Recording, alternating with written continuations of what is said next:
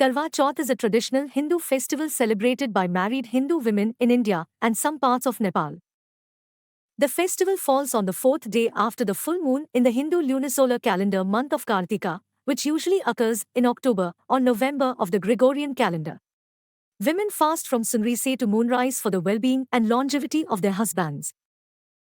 It is believed to have ancient roots and has been celebrated for centuries.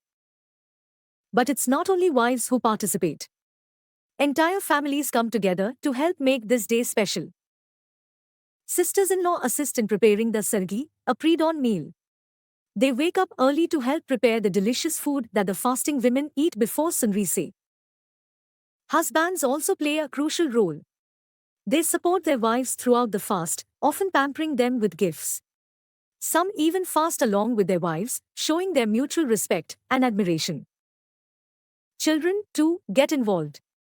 They help with decorations, add to the festive atmosphere, and assist in serving food to their mothers when the fast is broken after moonrise. Friends and neighbors gather to perform the puja. They narrate the Karva Chauth story, exchange beautifully decorated karvas, and share in the joy of the festival.